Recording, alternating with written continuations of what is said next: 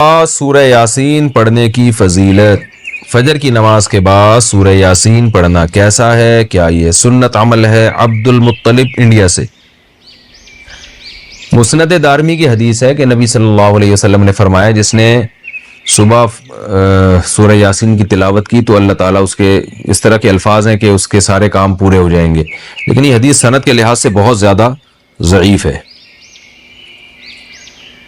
فجر کے بعد کون سے کام کریں؟ فجر کے بعد ایک مسلمان کی کیا روٹین ہونی چاہیے؟ اس پر روشنی ڈالیں۔ ابو حنین کراچی سے۔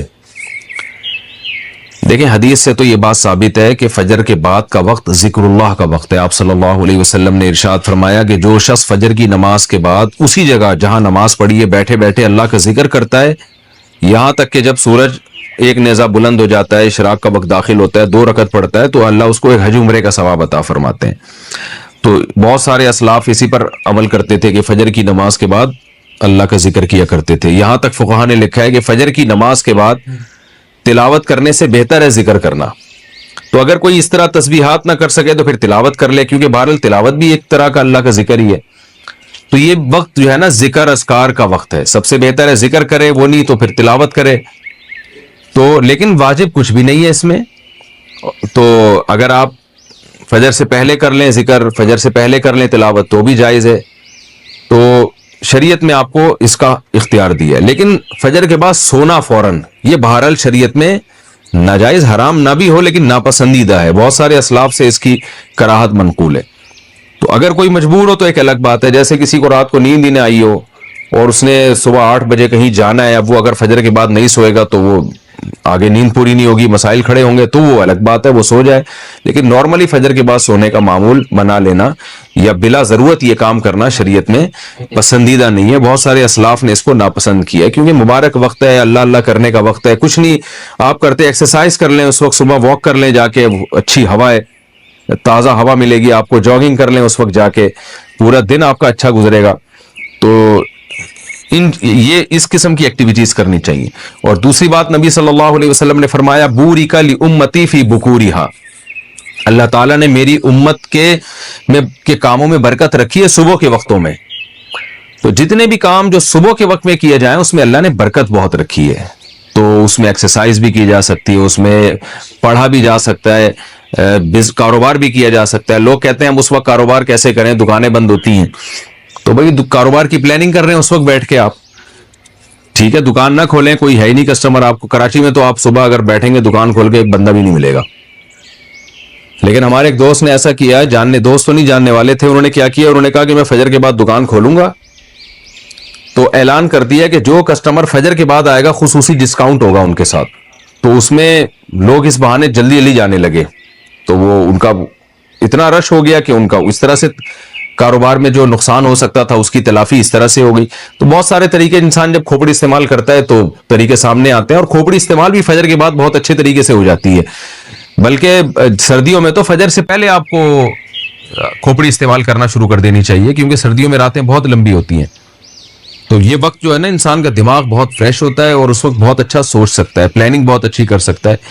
تو یہ کام فجر کے بعد یا فجر سے پہلے یا فجر کے بعد یہ کام کرنے چاہیے۔ سورہ یاسین قرآن پاک کا دل کیوں؟ سورہ یاسین کو قرآن پاک کا دل کیوں کہا جاتا ہے؟ اس کی کیا وجہ ہے؟ شمائلہ سبی سے شمائلہ صاحبہ نے پوچھا ہے۔ جی یہ بھی پوچھا تھا بیچاری خاتون نے، رمضان سے 2 مہینے پہلے پوچھا ہوگا، جواب اب مل رہے ہیں ان کو۔ جی سورہ یاسین کو قرآن پاک کا دل کہا گیا ہے جس حدیث میں، ترمذی کی حدیث ہے، امام ترمذی نے اس حدیث میں لکھا ہے کہ یہ حدیث غریب ہے، لیکن دیگر جو محققین ہیں انہوں نے اس حدیث کو بالکل ضعیف قرار دیا ہے، اور بعض نے تو بالکل موضوع قرار دیا۔ تو موضوع قرار دینے والی بات تو تھوڑی مبالغہ لگتی ہے، لیکن ضعیف بہرحال یہ حدیث ہے جس میں آتا ہے کہ سورہ یاسین قرآن کا دل ہے، اور ضعیف بھی بہت زیادہ ضعیف حدیث ہے۔ تو اب جب کوئی کسی چیز کی فضیلت میں ضعیف حدیث ہوگی تو پھر اس میں علماء کی 2 رائے ہیں۔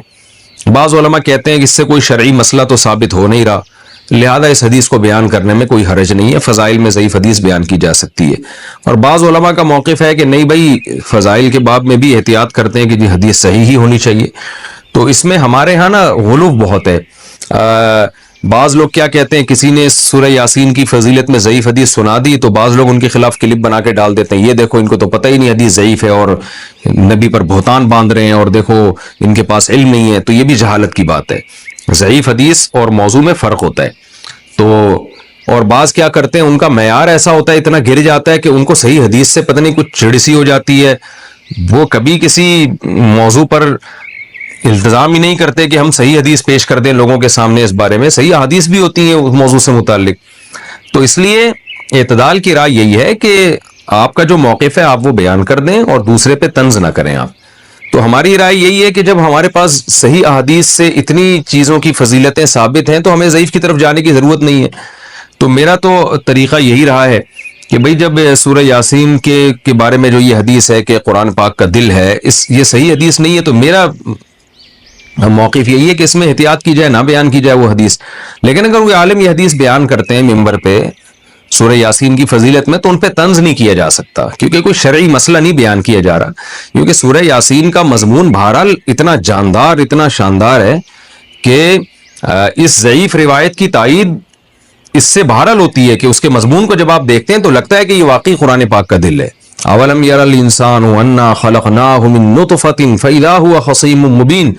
نبی کے پاس ایک شخص جو ہے نا قبر کی بوسیدہ ہڈی لے کر آیا اور کہنے لگا اس میں جان کون ڈالے گا. سورہ یاسین میں اللہ نے آخری رکوع نازل کیا کہ یہ انسان جو آپ کے پاس ہڈی لے کر آیا ہے یہ دیکھتا نہیں ہے, ہم نے اس کو منی کے قطرے سے بنایا, اور آج یہ ہم پہ اعتراض کر رہا ہے کہ اس بوسیدہ ہڈی میں کون جان ڈالے گا. قل یحییھا الذی انشأھا اول مرہ. آپ اس سے کہتے ہیں وہی جس نے اس ہڈی کو پہلی دفعہ بنایا نا, اسی ہڈی سے پوچھیے, بتائے گی جس نے مجھے پہلی دفعہ بنایا ہے وہ مجھے دوبارہ بھی بنا سکتا ہے. تو ایسے جاندار مضامین ہے سورہ یاسین کے, تو اس لحاظ سے اس کو دل کہہ دینے میں کوئی حرج نہیں ہے. لیکن بہرحال اس بارے میں جو روایت ہے وہ کافی ضعیف روایت ہے. تو ہمارا طرز یہ ہے کہ جو صحیح احادیث ہیں, جیسے عبداللہ ابن عباس رضی اللہ عنہ سے ایک اثر منقول ہے سورہ یاسین کی فضیلت میں, صبح و شام پڑھنا چاہیے سورہ یاسین کو. تو ایسے صحیح روایات کا اگر ہم التزام کریں تو یہ زیادہ بہتر ہے. پھر کبھی انشاءاللہ میں سورہ یاسین کی کوئی فضیلت اگر صحیح احادیث میں وارد ہوئی ہے تو اس پہ الگ سے انشاءاللہ میں کلپ ریکارڈ کروا دوں گا. عام طور پر جو صورتوں کے الگ الگ فضائل کے بارے میں جو احادیث ہے نا